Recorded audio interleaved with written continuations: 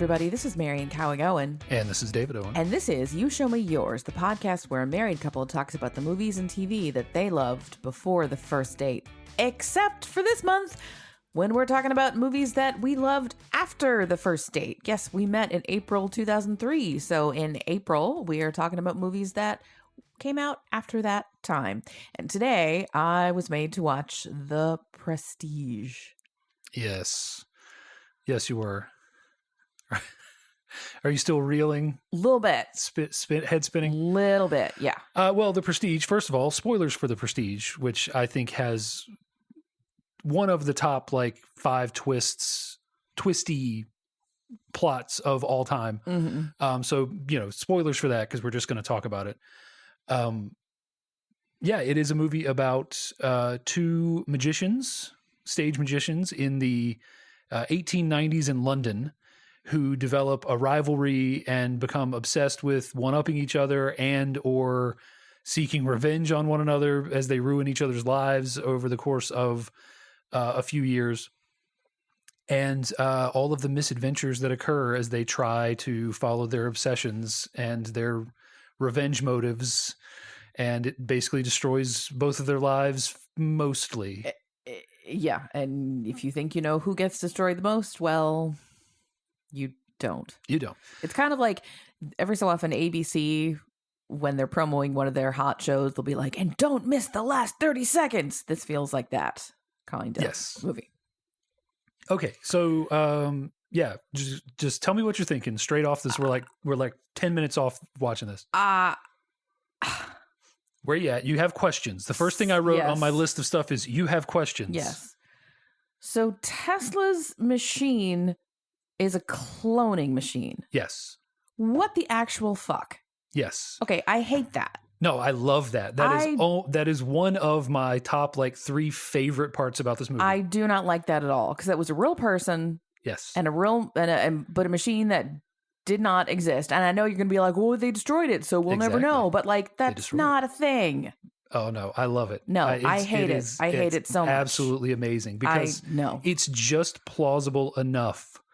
It's just that it's not possible, but you're like, what if? But so the reason that I love it. So our main characters are Albert Borden and Robert Angier. Borden is played by, what's his name? I can only get Christopher Nolan. Christian Bale. I was like, Christopher Bale, Christian Nolan. Albert Borden is played by Christian Bale, and Robert Angier is played by Hugh Jackman. And look at the board. I am. Look at their initials. You have. Well, I noticed that he never goes by Bob though. So. Abra. Oh, good Lord. Oh, Albert Borden, Robert Angier. That is cheesy as hell. I know, right? No, it's thank great. you. It's great. Okay, I thought it was going to be like some backwards thing, like A, B, and B, A, and no. Okay, no, I just love it. I don't even know if that's intended. Okay, so we're 0 for 2 now. But I love it. Oh God. Borden is played by Nolan, and Angier is played by Jackman. We've also got Michael Caine in this movie playing Cutter. There were many times when I was like, I'm sure what he said was important, but I didn't understand it. Right. The best thing about this movie is Caine and Bale get to use their real Cockney accents. Is that Christian Bale's real accent? I don't know. I don't think that's quite his real accent, but that is 100% Michael Caine's real accent. Well, and we were talking in Swing Kids about how he does American accents so often you kind of forget that he's actually British, and here it would have been beneficial for him to do. For me, anyway. I'm sure Brits are like, oh, stupid Americans. Yeah, I think Bale's accent is a little more posh than it is in the movie, but it's pretty close. Especially if you get a hold of that audio on the set of Terminator where he's mad at the stagehand, he's dipping into this accent during that. Well, everybody. So Michael Caine is the only one who's using his actual voice because Hugh Jackman's Australian. Yeah, and he's doing an American accent. Scarlett Johansson is doing a British accent. Rebecca Hall is doing a British accent. I think she's American. I'm not sure. So yeah, only Michael Caine has their normal voice. Yeah. That seems not optimal. But yeah. Well, okay. there are a few others. I forget the guy that plays Owen, but he's definitely using his real accent. The guy that plays Lord Cordlow's that guy is yes. That, where I know him from? Lord Cordlow. I know him from The West Wing. That's Roger Rees, who's been in a ton of things, but I know him as Lord John Marbury, a lecherous English diplomat on The West Wing. Yeah, he's been in a ton of stuff. Yeah. So the cast of this movie is awesome. Mm-hmm. Perhaps the best is Tesla. Who is that? So I didn't get it the first time either. Are you ready? Okay, it looks like David Bowie. It is David Bowie. What? What? Okay, that's okay. So now we're 1 for 2. Okay. And his assistant Allie is played by Andy Serkis. Yes, doing an American accent. I did notice that. Bowie doing some kind of European accent with Eastern European Tesla accent. Serkis doing American. Yeah, nobody but Michael Caine is using 100% their real accent. Okay, my mind's blown a little bit that it's because it's not credited, right? I don't think so. Yeah. Because I was sitting there trying to figure out who is this guy, and then there's a point where he's talking to Angier when they do the cat, and I was like, he's got 2 different color eyes. Like David Bowie. Well, I noticed, like one of them was bigger than the other or something. And wow. Okay. Well, I guess I'm proud of myself for spotting it. Right? Yeah. But like he's just different looking enough. Yeah. That you don't quite get it. Yeah, like right away. It just doesn't jump into your head. Okay. All right. But yeah, the inclusion of Tesla in this movie is one of my favorite things, and the fact that David Bowie plays him. Because again, like we'll get to it as we go through, right? Yeah. It's about obsession. Angier is so obsessed with figuring out the secret to his trick that he literally has the real life Tesla invent cloning technology. Mm-hmm. Anyway, so you have questions.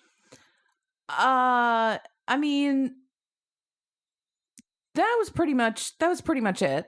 Like, okay, so I assumed that, I think pretty early on, I was like, oh, this is the actor, the one who's a drunk, who he got to come in and play himself, and it's a fake, and it's a long game, and like I knew that. So, but that actor was not involved. No. Okay, it's just all of his clones.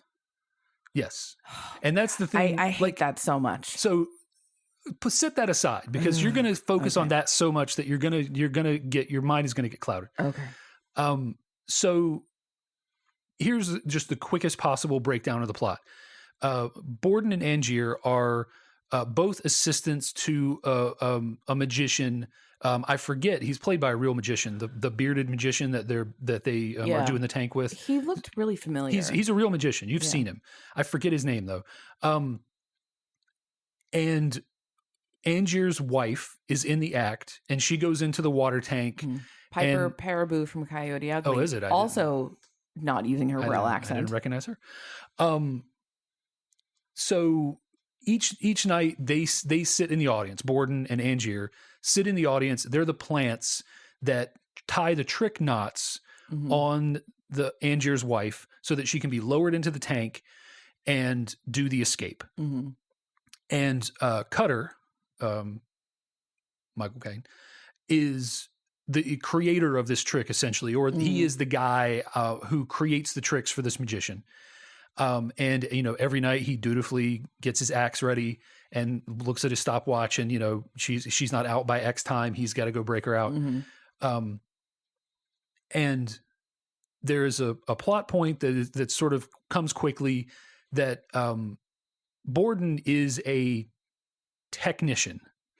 He is, and these two characters are both, they're just two sides of the same coin, right? They are both magicians, but Borden is highly technical, and he is obsessed with the mechanics of tricks and doing things at a high level and making them difficult and confusing and confounding other magicians. He wants other magicians to go, how did he do that? Mm-hmm. And Angier is a showman, and he craves the adoration of the audience. He wants to make the audience just for a moment think, was that real magic? That's, he wants to take them away for a second. So Angier cares only about the audience, and Borden cares only about the trick. Mm-hmm. And Michael Caine has this great speech to start the movie out, explaining the 3 stages of a trick, which is essentially the setup, the turn where you do something like make something disappear, and the prestige where you bring it back. Because making something disappear isn't a trick. Bringing it back is the trick. And those are the themes of the whole movie. There are, all these setups and pledges, and the pledge is the thing where you say what you're going to do. I'm going to make this lady disappear, and then the turn is when you do it, and then the prestige is when you bring her back. And so these 2 guys are each obsessed with an aspect of magic. Like, put them together, and they're the perfect magician. And that's what Cutter has realized in kind of bringing them together, right? That he has 2 young magicians here who are hungry, and each of them has an aspect that the other needs. That like I always imagine, like, Cutter's mind, he imagines Borden and Angier's going on as some kind of team. And, Borden does makes the tricks and does the highly technical stuff, and Angier is on the stage, doing the showmanship. Pause for a second. We saw Now You See Me, right? Yeah. Is Michael Caine in that? I know Morgan Freeman is. I don't know. I can't remember. Okay. I kept thinking back to that, and where there's some like puppet master doing everything. And I really thought it was going to turn out that Michael Caine was pulling the strings for both of them. And this was all for his gain. Amusement. Yeah. No. Yeah. So, there is a moment where Borden, in his obsession with technicality of the trick, he says, I could tie a better knot. I could tie a different knot on her hands that will hold her as they hoist her in, and will be easier for her to get out of once he's in. And Cutter's like, that's not a water tested knot. We don't, we stick with the, double Norfolk slap slitch or whatever the hell it is. And on the night that Angier's wife dies, Borden may or may not have tied the more complicated knot. There is a glance that passes between Angier's wife and Borden of like, yeah, do it. And then he changes the knot he's tying and reties. But we never know. And one of the beautiful parts of this movie is that Borden doesn't really know either. Well, okay. So we're going to talk about what the twist is as far as Borden? Yeah. Well, so, okay. So this ultimately all culminates in these two guys trading back and forth over this trick called the Transported Man. They each keep trying to one-up each other on this trick called the Transported Man. Borden does it first, very simply, no showmanship, 2 boxes on stage with doors on them. He bounces a ball as he goes into one cabinet. It bounces, the door on the other cabinet across the stage opens, and the ball is caught by Borden. And he keeps, he has been building up this trick. He's saying, I've got a trick and no one else can do it. It's my trick. It's my legacy. And this is his trick, the Transported Man. And Angier goes to see it. And there's this great scene afterwards where his assistant asks him about it. And he says, it was the greatest trick I've ever seen. And Cutter goes to it and he immediately says, it's a taboo. He's got a taboo. Yeah.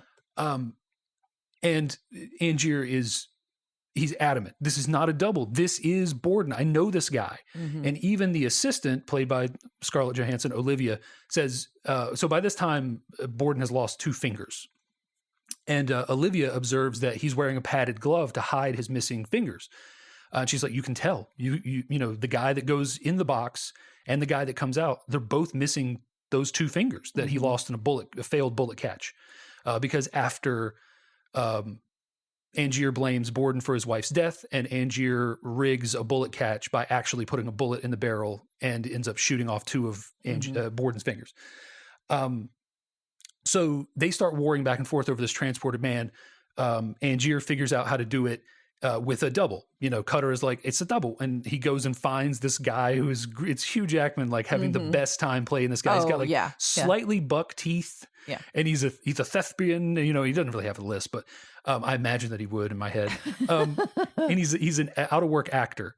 And they do a version of the trick with a double, but it ends up with Angier under the stage every night, taking his bows in the dark without being able to soak in the one thing that he craves, which is to see the look on the audience's face when he does something that they can't believe.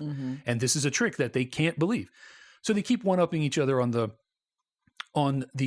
transported man to the point where, and there are these journals. There's this whole back and forth. We're not going to try to get into the whole plot, but effectively, Angier gets Borden's journal. The key to the cipher that decodes the journal is Tesla, which leads him to go to America to find Tesla, who creates an electric machine that actually creates duplicates of whatever you put into it. And that's how he ends up doing his most his like final hurrah transported man, which ends up being a trick really in the end to capture, to get Borden accused of, convicted for, and executed for Angier's murder. As the plot twists and turns, the thing that is revealed in the very end of the movie is that Cutter was right all along. The original transported man with Borden is a double.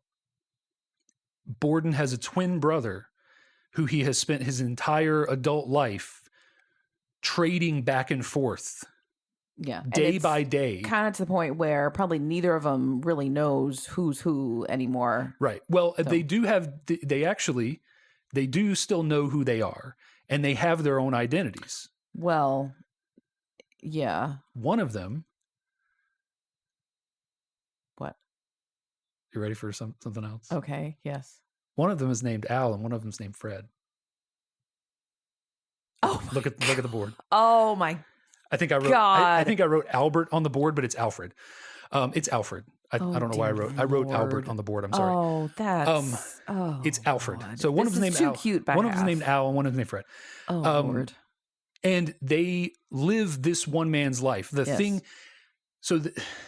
I love about this movie is that Cutter tells you it's a double. It can only be a double. But Angier is so convinced that, and so obsessed with one-upping Borden, that it puts all of the rest of the, plot of this movie into motion. Takes the most obvious explanation and doesn't even consider it. Right. Because he's being worked by the prestige. Like he sees the man he knows as Borden go in and the man he knows as Borden come out. Well, so my question was back to the knot and Angier's wife drowning, Julia, I think her name is. Yeah. Is it that it was the different twin that night? So he didn't. Each time he gets asked, it's not the Borden that tied the knot. Yeah. He keeps saying, I don't know. Not, I don't remember. Yeah, I don't know. I don't know. He says, I don't know. And because each time, it just so happens that each time that he's confronted by Angier about the knot, it's the Borden that didn't tie the knot. Angier always asked him on Tuesday and Thursday. If he would just ask him on a Monday, Wednesday, Friday, he might get an answer. Yeah. But so Borden has this guy that hangs around named Fallon. And he is like just his number two. Like he goes and does his little tasks. He helps with the magic act, all this stuff, but he's just always kind of around. And that's Borden. That's the Borden twin that isn't Borden for the day. Right. He's Fallon for that day. And they switch back and forth. Every day they switch back and forth. Complete with facial hair, and it looked like a chubby face. Yeah, they have like some teeth they put in, like Godfather style, like, to jowl out and stuff. So did you figure that part out? So here's where I confess, I knew there was something about twins. Okay. So but the Fallon, like, he just looks like a fake person. Yeah. And there was some stuff where Sarah, who's married to Alfred, says something like, "You say you love me, and half the time I can tell you mean it, and half the time you don't." And I was like, yes. Yeah. Okay. And so- there were a couple of other things like that. It was a little bit too cute if I knew what to look for. But So that's one of my favorite things about this movie is that everything it's filled with multiple twists. The only one that you can't necessarily get, and there are clues to this one too. There is a mysterious benefactor that shows up while Borden is in prison. So this movie's told out of order. And it starts with the trial of Borden, and throughout the movie it's peppered into his jail visits and things like that. And there's this mysterious benefactor that shows up who wants to buy Borden's tricks and is also offering to like take care of his daughter after he's dead, things like this. And his name is Lord Cordlow. And what you find out over the course of the movie is that Angier is Lord Cordlow and always has been. He's a wealthy American who came to England to make his way to try and make his way as a magician, and change his name to Angier so as not to embarrass his family. And there's a point where his wife actually says, I didn't quite get that. All right. So the pivotal, it's so hard to talk about this movie. So the theme I love is the plain sight theme. All of this stuff is in plain sight, right? It's all there. The first thing they show you in this movie is the field of top hats.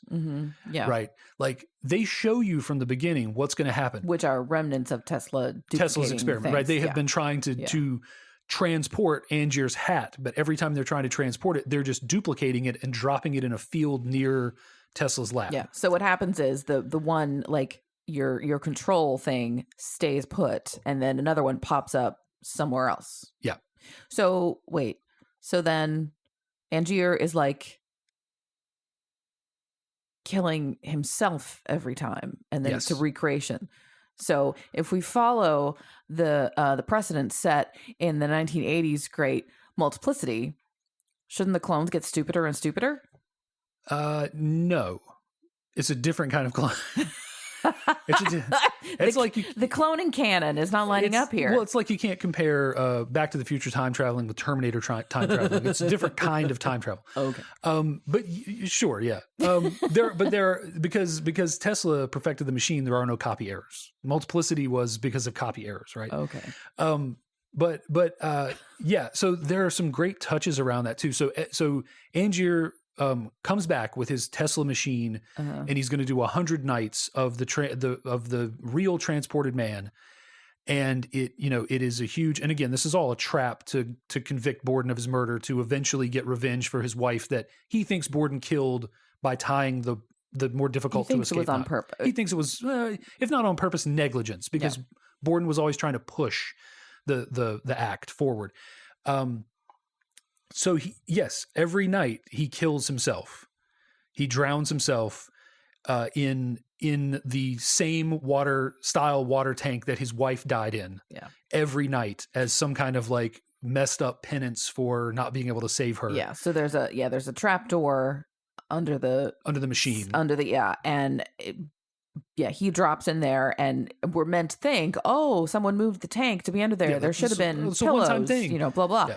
But it happened every time. And then he pops up across the stage somewhere and is like, ta-da! Yeah. And he does it, with panache and with showmanship in a way that Borden has never quite been able to, although when he teams up with Olivia, she brings a bit more showmanship to his act and allows him to get the most famous he's been with his version of the transported man. But ultimately, this is just Angier just one-upping him with the showmanship. And this way, Angier gets to be on stage. Right. His obsession is to see the people, and he both sees them and doesn't see them. And there's all these themes of like, the man that goes in the box. Nobody cares about the man that goes in the box. And so at the end of the movie, when it's revealed exactly what he's been doing, you see these just rows of the clones in the water, just, floating there dead. And my favorite thing about it is that when Angier's wife dies, Cutter sort of mercifully makes up or fabricates the end of a story about a sailor that he knew that once drowned but was revived. And he says he felt like going home when he drowned. So he's trying to comfort Angier in this moment to say, like, she didn't suffer. It was painless. It was painless. And so he's been killing himself through what he thinks is this painless, like, warm embrace of death. And then once Cutter knows exactly what's going on, he says, I lied when I told that story. What he actually told me is that it was hell. Yeah. And at that moment, Angier realizes he's been torturing his clones to death. I've heard that. People like to say, "Oh, they say that drowning is a very peaceful way to go," and you're like, "Who says? Yeah, who says? No, probably not." Yeah. But so yeah, the plot of this movie is snakes all over the place. Like I said, there are multiple journals, and each journal is written by the other man with the express purpose of their enemy getting the journal and reading it. And one is completely in code, and so it's a lot of work to decode, and then isn't revealed until the very end.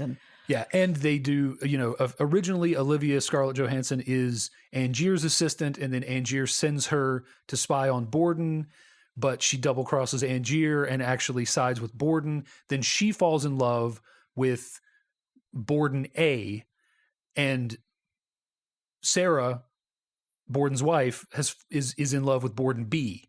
So each Borden loves one of these women, and the way that it ends up, the Borden that survives in the end of the movie is the Borden that loved Sarah, who ends up killing herself during the course of the movie when she realizes on some level, we don't know if she explicitly understands that they're twins, but she knows that he's different from day to day. And so, though this Borden ends up with his daughter, which is a happy ending on some level. I think they did both seem to have affection for the daughter. Yeah, because especially in the 1890s, there would have been no way to know. And I'm assuming because they had to, each Borden would have had intercourse with Sarah. Yeah. So, it could be either one of theirs, but it doesn't matter in the end. But yeah, I think, the plain sight theme is huge because is one of my favorite things because Fallon is there the whole time. He's in his biker stash. He's got the chops that go into a mustache, but his chin is clear. He's there the whole time. Cutter is telling you the whole time. It's a double. It can only be a double. There's an early scene where Borden meets Sarah, and he's working for a smaller time magician before he works for the big magician when he meets Angier. And that magician does a canary disappearance, which involves smashing and killing the canary in a collapsible cage. That was awful. Right. And Sarah, Borden's eventual wife, she brings her nephew, and even though they, quote, make the canary reappear, the kid knows. He knows. And he's telling you, right, but where's his brother, he says. He knows, despite the fact, so yeah. So I took that as talking about the bird. No, yeah. Of course. He doesn't mean Borden. Yeah. But I'm saying Christopher Nolan is pounding you over the head with the theme, with the big twist of this movie. I was kind of surprised that nobody talked about being in Gemini. Sure, yeah. Was that a thing back then? I don't know. But it's in Sliding Doors, they do that. And I'm like, duality. I get it. I get it. But yeah, so it's all in plain sight, and there's so much more that factors into that too. But there are little things in this movie that I really like, little details. That's one, the kid with the bird. Where's the brother? One of my favorite details is we establish, not just with Angier when he goes through the machine, but with the cat and the hat, not the cat in the hat, that the machine duplicates everything. The cat goes through with a silver collar on. He comes out, both cats have a silver collar on. So the way they figure this out is that Tesla is at a loss, and he's like, we've been trying to put hats through. We got to put a living thing through. And then Angier, when he's leaving in disgust because this machine doesn't work, he hears the two cats that are freaking out because they're looking at themselves. And that's how he finds the hats, and he finds all the 2 cats. So we've established that it duplicates everything, clothes, metallic jewelry, whatever. But every night when Angier does the trick, he takes off his wedding ring and he hands it to his assistant.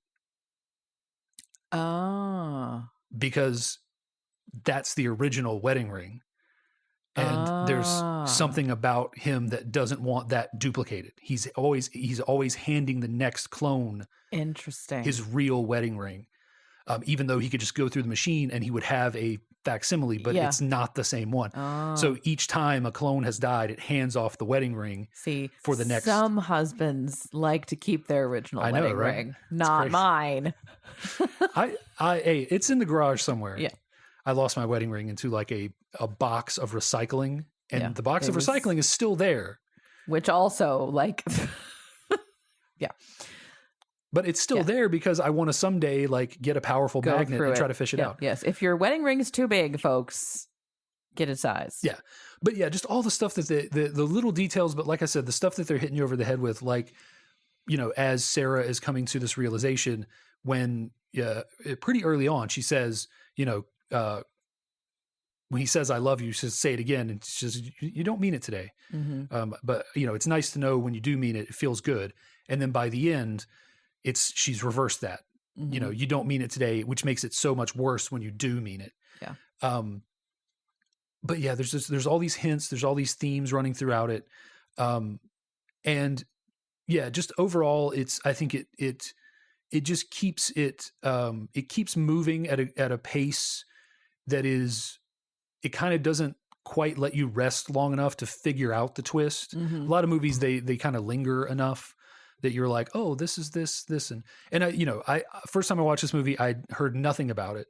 And I think that's the best way to do it. Because frankly, if I knew that you even knew something about twins, I wouldn't have shown you this movie. That's why I didn't say anything, because I knew you wanted to show it to me. But I have like 24 movies I could have shown you instead.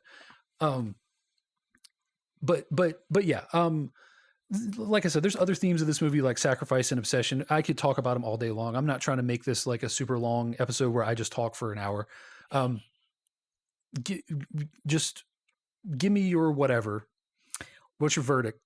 Well, it occurs to me right when Sarah, before she tells him that she's pregnant, Fallon, quote, Fallon has just left, right? And there's something about, you know, oh, he's going to be living here, staying here, whatever. And Sarah's like, we can't afford it. Right.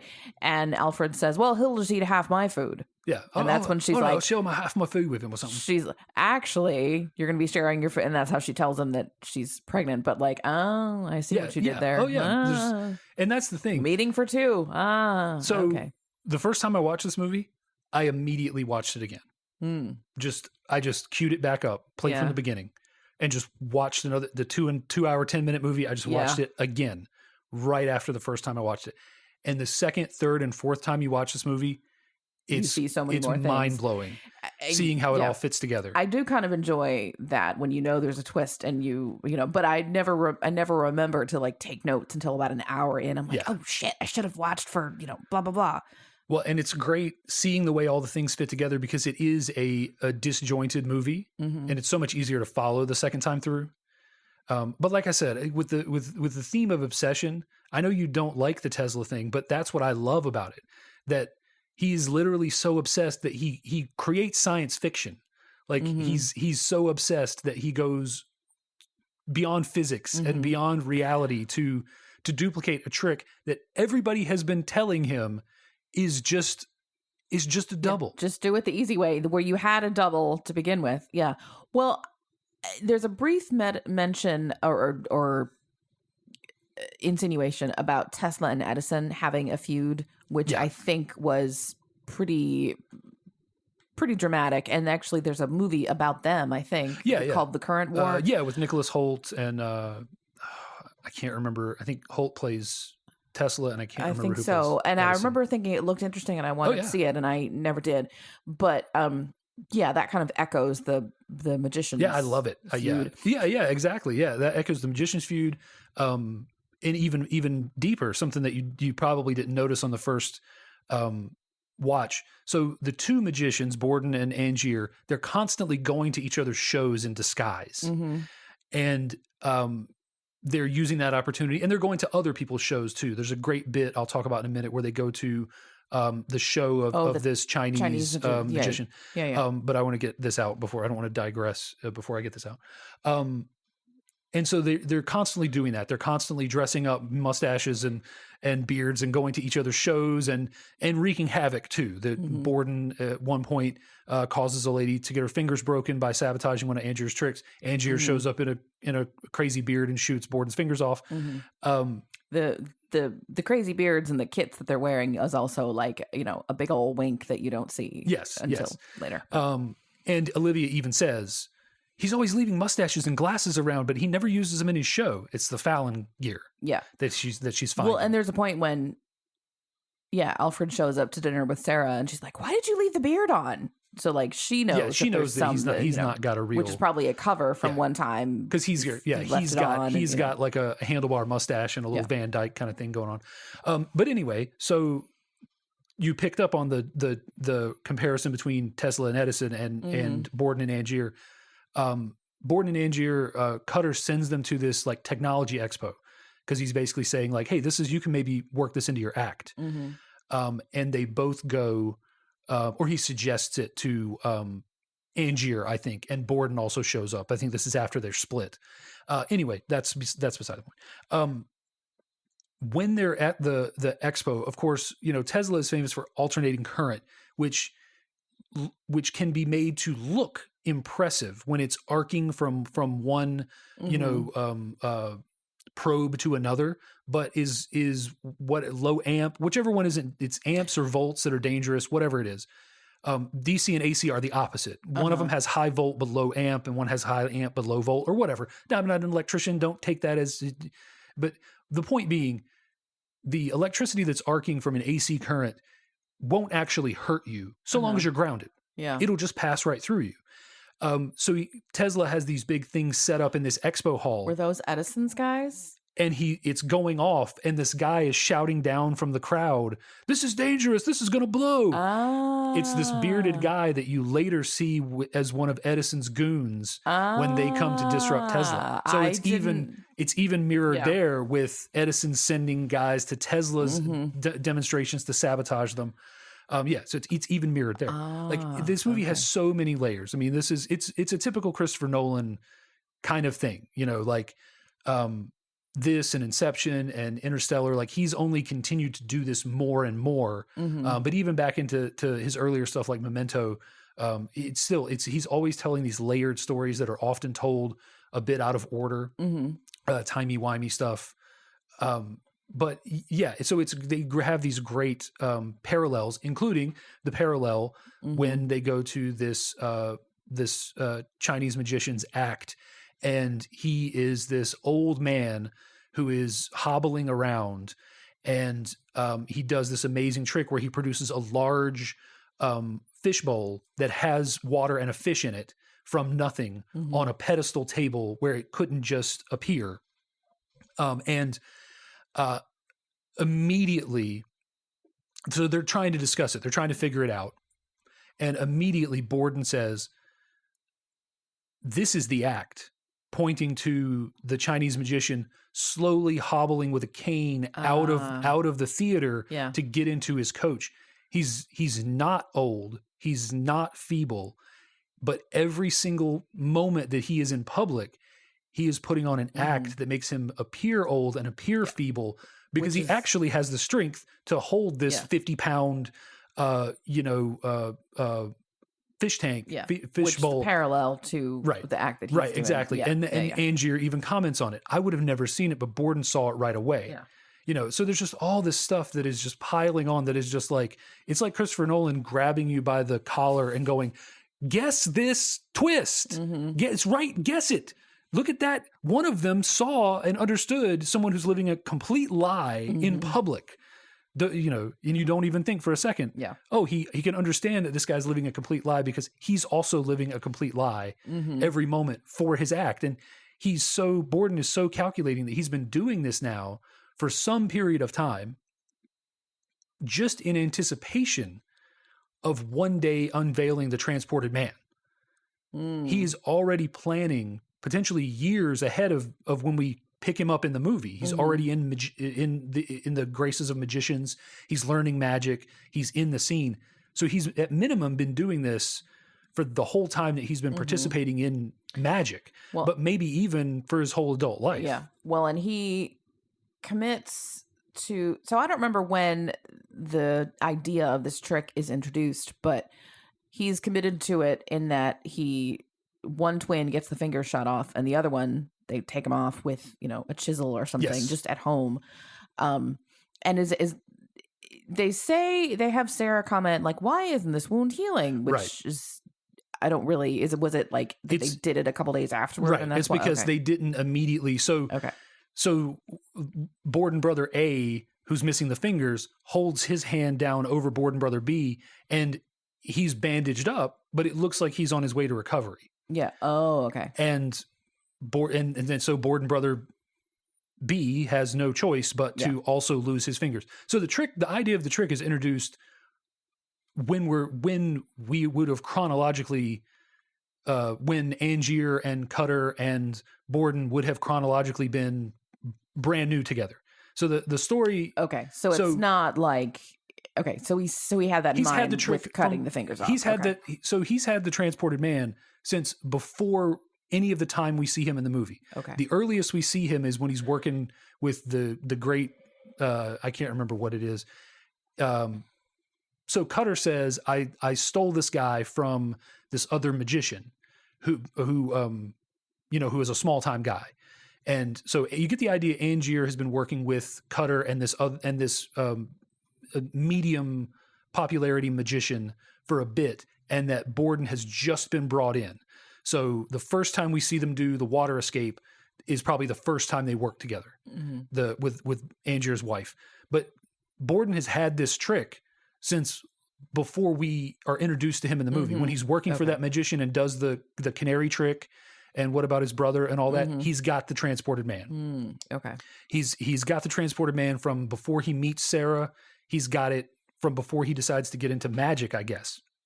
And he's been living as this dual life for that whole time. So years probably he's been living as Borden. And there are these themes of sacrifice of, Angier thinks that Borden doesn't know about sacrifice because he hasn't lost someone the way that he has lost, that Angier has lost his wife. And Borden knows that Angier doesn't know about sacrifice because he won't, quote unquote, get his hands dirty with magic, including Angier refuses to do the bird trick if it results in killing the bird. Yeah. Even though Cutter tells him, you're going to have to get your hands dirty at some point, but Cutter still comes up with a version of the trick that is new and more impressive and doesn't kill the bird. Except when Borden comes and when ruins Borden sabotages it. And it kills the bird.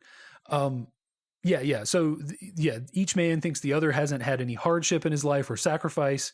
And by the end, Angier's hands are really dirty because he's killed, let's say, up to 99 versions of himself prior to this, including the one that he has to shoot. So the first time he uses the machine, he produces a clone, and this is the only time, we assume, that the one that uses the machine survives, because the one that uses the machine grabs the gun and shoots the duplicated Angier. You see him preparing, and he's like, he suspects what's going to happen, and he does. Well, and he also kind of lays the foundation of saying, like, if something goes wrong, I wouldn't want to have to live like that. So he's thinking, if I have two heads or whatever, I'm ready to shoot myself. But it's through his obsession with Borden and the transported man, he learns what it's like to sacrifice.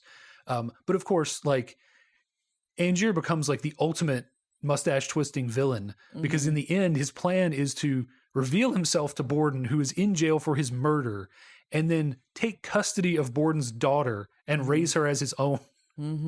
In sort of this, because he covets Borden's happiness and family. So he's literally taking it from him. He covets the life that Borden has. So he literally takes it from him. The whole, haha, I won. No, haha, I won. It felt like the end of The Departed. Yeah, kind of, yeah. Yeah, I mean, it's like a twist within a Yes. twist within a twist. Yeah, Yes. yeah, because there's the Lord Cordlow twist, there's the Borden Fallon twist, there's the prior to that, there's each journal being staged for the benefit of the other man twist. There's the twist that Tesla has nothing to do with the original transported man that Borden is doing, even before. And Angier doesn't even stop at this point to ask himself the question. His obsession has pushed him so far. He eventually works out that Tesla, despite Borden's journal telling him otherwise, Tesla never made a machine, and Borden's journal never says Tesla made me a machine, but it hints that Tesla made him a machine. And Tesla, who is broke due to the actions of Edison, is not going to turn away a wealthy financier who is basically saying, I have infinite money for you to do this thing for me. So he doesn't admit that Borden never had a magical transport machine made. And Angier is so obsessed that he doesn't care whether that's true or not at this point. And when he finally does find out that it isn't true, he doesn't stop and say, well, then how did he do the trick? Like, okay, Tesla didn't make him a magic electric machine the way I thought he did. Then how does he do the transported man? Because that should be the point where he's like, it is a double. Let's go back and It's gotta be a examine double. my assumptions. Yeah. But I feel like this is, I kind of want a psychologist to look at this and be like, right here is when he exhibits blah, blah, blah, and blah, blah, blah, blah, blah, And like with logical fallacies and all that. And it really is. It's both of these men, like, descending into obsession and some variation of madness, trying to one up each other, trying to, Borden tries to become the showman that Angier is, and he gets better. And Angier tries to become the technician and the, trick innovator that Borden wants to be. Like they try to become one another. And they both obsess over one upping each other. But eventually, Borden has a conversation with himself, with Fallon, in which they say, okay, one of the Borden brother A says, that's enough. Let's stop. We're done. And the thing that I love on multiple watchings of this movie is being able, in each individual scene, to trace the Borden brother who's Borden and who's Fallon. Because in the scene where Borden is the focus of the scene and he's saying, that's it. We're done. We're not going to obsess over his trick anymore. We're not going to go and spy on him. We're not going to do anything. It's fine. It's over. Who got hanged? That's the one that got hanged. Because no. It's the reverse of that. I'm sorry. Oh, okay. It's the Fallon in that scene. Sorry, you threw me off. So there is a scene where they're in the jail and Borden is in jail and Fallon is outside, and Borden in jail says, I should have listened to you. I should have just stopped. Okay. So the Borden that is saying, we have to stop the obsession. We're done with him is the Borden that survives.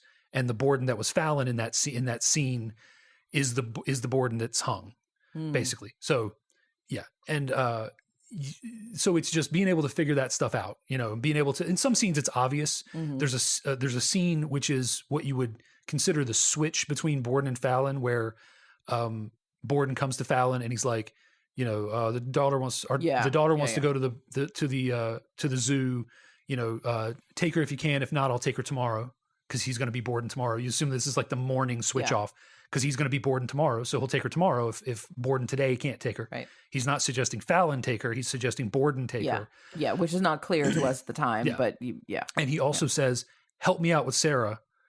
Do whatever you can, because this is the Borden that loves Sarah. And the Borden that loves Olivia and doesn't love Sarah is about to take over. And then you go into the scene where they have a heated exchange and he doesn't mean it. That's that's the Borden that loves Olivia. Yeah.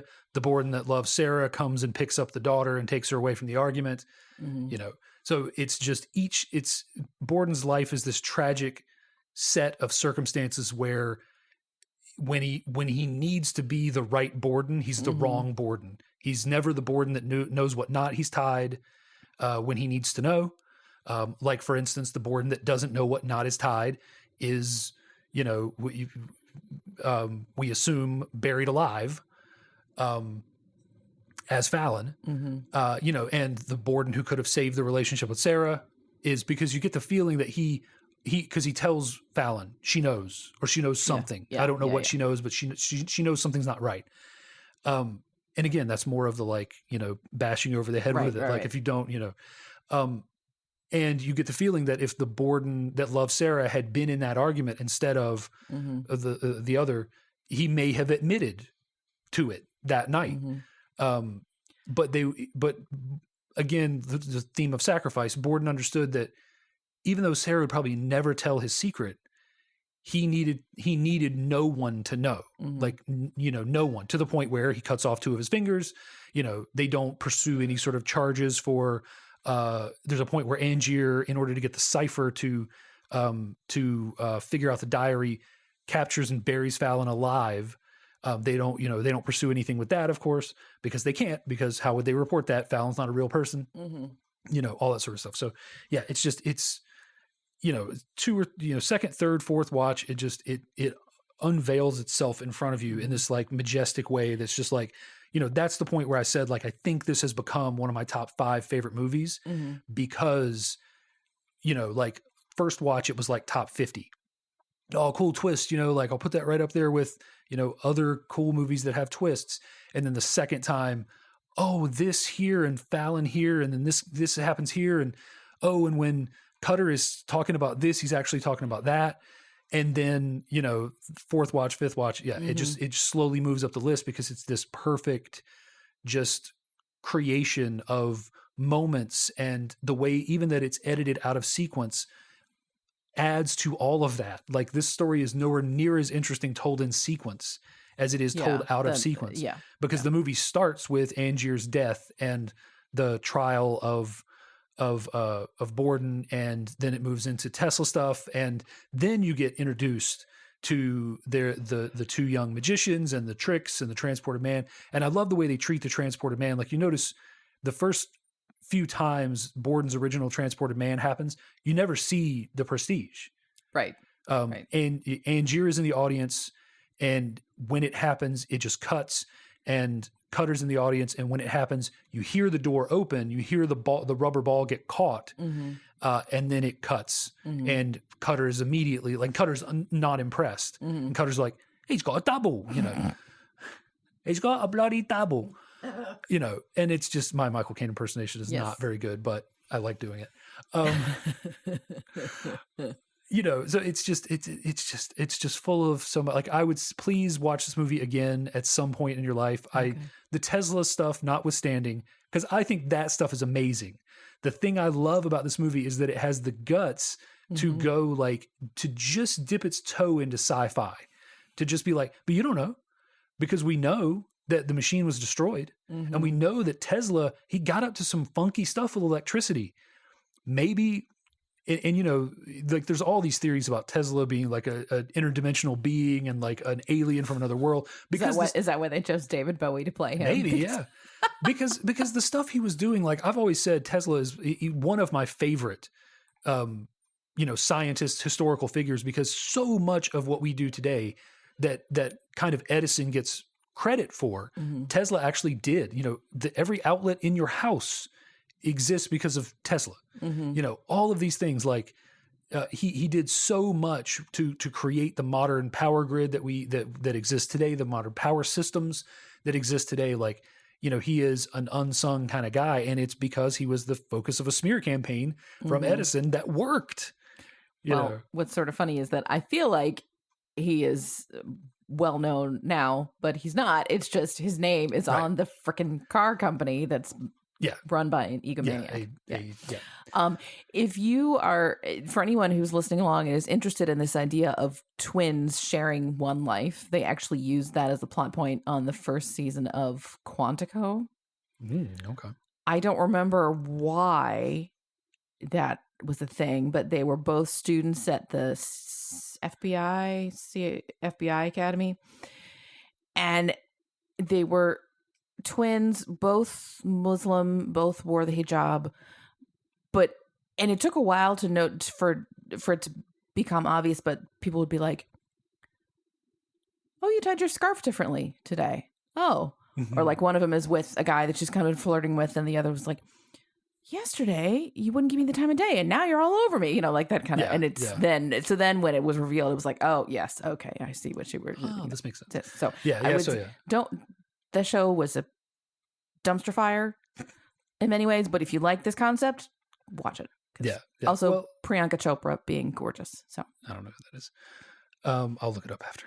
She's gorgeous. That's all you need to know. Nice. I don't think there's a whole lot more to say about this movie. I could talk about this movie for another hour. There's no reason to. This is one of those episodes where I'm sorry, I'm just gonna monopolize. I should have said this at the beginning. I'm just gonna monopolize talking about this movie and just gush about it for a while. The only thing that I can't. This movie would be a perfect movie if it had a more memorable soundtrack. That's the one thing, because the cinematography, there are some shots in this movie that are beautiful. Like there's a shot with Ali and Angier in a field where Tesla has powered up Colorado Springs with electric light, and there's a point in the middle of the night where they powered the city down and they light up this field of light bulbs, and there's snow on the ground. Yeah, and it's just this lovely. amazing visual, and then all of the stage stuff is really well shot. And, the moment, like I love Angier's prestige when he comes out at the end of his final transported man, where the shot is behind his back, and, you see him come out, and, and then he speaks, which is to remove any doubt of it being a double, any of that kind of stuff. And the whole look of the transported man apparatus with the electricity when it's going off. And one of the like my favorite scenes ever put on film is just the slow pan over the hats that opens the movie. Yeah. It's just because the first time you've seen this movie and you don't know what it is, it's just mysterious. What in the world? What are all these hats? This is weird, and it's beautiful, and it's slow, Well, yeah, and you're kind of like, did a bunch of people throw up their hats and then they were raptured, or were a lot of people killed and the hats are left? Or exactly. You're thinking because it sets this perfect thing of like, what could this be? What is, but just, it's a beautifully made movie. Like, what else would you expect from Christopher Nolan? I don't think at this point you could expect anything at this point in his career, which he made this movie between Batman Begins and Dark Knight Returns. So he made this between to me, his two best Batman movies. Because I really don't care for the last Batman movie. But, he made this between these two just like more or less straight ahead action superhero movies. And he just like stopped to make this like thoughtful period magician movie. So yeah, just top to bottom.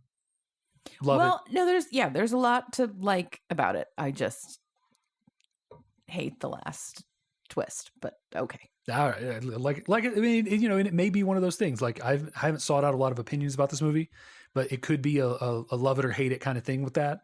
I love that it's just over the edge into sci-fi, but also plausible. Like, not really plausible, but like, oh yeah, I could see that. And I also love that, like, it's because it's trading on that, quote or saying or whatever that, like, to the right person, something that is technologically advanced enough would seem like magic. If we took a cell phone back to the medieval times, it would seem like magic. They wouldn't understand that it's technology. And I love that when they're looking for a financier for the final Transported Man run, they bring this guy in, who is, you get the idea he's financed a lot of magic shows, and they do the trick, and he's stopped, and he's like, it's been a while since I've been in the presence of real magic. Like, whatever he thinks, whether he understands, I've seen people argue that, like, he kind of understands what's going on, that it's a scientific thing, and that I don't get that from him. I get this idea that he is like a lover of magic, and he thinks he just saw real magic, and he thinks he has before as well. And he even says, you got to dress it up. Like, it's because, and they make this point too throughout the movie, people wouldn't cheer for real magic. They make the point about the original Transported Man that Borden does, that when he does it, the crowd, it's like a smattering of applause. Like they don't understand what they've seen. They don't get that this is like. I thought that was interesting. There's something about you need to give people room to think, oh, that's fake, but good job making me believe it. Right. Like you gotta, there's such a thing as too good. You need to trick them willingly. Yeah. If they are left, this is how you get burned, in the center of the village, or dunked in water, and if you float, you're a witch. Like, this is, you've got to allow people some bit. You've got to be able to have an out for them to go, oh, I know how he did that, or I can guess how he did that, and that's what this guy is saying. Like, you can't present this trick in this form because this is just actual magic, and people they won't accept it. They won't know what they've seen. They won't understand. You've got to bring them along for the journey. And Cutter says as much during some of his monologuing stuff and voiceovers that, like, people want to be tricked, but they want to be like tricked in a way that they can potentially figure out. Like they want to be in on the joke, not, but yeah, just The Prestige, just watch it. Like I said, one of my top 5 all-time favorite movies. Yeah. If you haven't watched it, we've ruined the entire movie for you. And I know this is a hard movie to talk about. This is a disjointed episode. I hope anybody got anything out of it at all. It's a really hard one to talk about, but and I know I monopolized the time, and I'm sorry for that. But you had more to say. I apparently I did. That's fine. Well, folks, we would love to know what you think about this. Were you also spoiled like me by BuzzFeed listicles? I should really stop reading them because they spoil a lot of. Or just admit when you know something about a movie. I didn't want to spoil your fun. It would have been just as fun to show you something else. Yeah, well, you still can. But... Unlike you, I don't have a microscopic list of movies that I can show. I have a lot of. I've had like 30. That's not microscopic. It's pretty good. That's pretty good. Yeah, thank you. Anyway, we would love to know what you think about this. Did you know it was David Bowie? Do you like the Tesla plot or twist at the end? Let us know.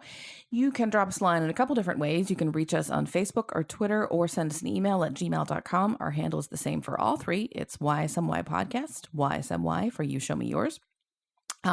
You can DM us at those, or if you are on Facebook or Twitter, you can find our feed, and we post new episode or links to new episodes whenever they are posted, which is typically every 2 weeks, but every week in April. You can also find us on most of your major podcast providers, specifically Apple Podcasts, or we have learned if you have an Alexa smart speaker, you can say, Alexa, play me the latest episode of You Show Me Yours, and she will. She might be doing it right now in our house somewhere. That's true. We're listening for the echo. So you can find us on most of your anywhere you find podcasts. And while you're there, we would love it if you would rate, review, subscribe, follow, whatever the parlance is. If you subscribe, follow, etc., you'll get the latest episode right in your queue. And if you rate, review, etc., that helps other people find the podcast. And we typically have new episodes every 2 weeks, but this month, as we said before, we have new episodes every week. So in a week, we'll have a new episode. I am hosting, and I am showing Dave Gone Girl, a cautionary tale about marriage. Nice. Very, very apt for one of our anniversaries. Now, right. Should have shown me this at the beginning. That's true. That's true. Too late. They hadn't written it yet, so we couldn't warn you. So anyway, see you next week with Gone Girl. In the meantime, this has been You Show Me Yours. Thanks for listening. Bye. Bye.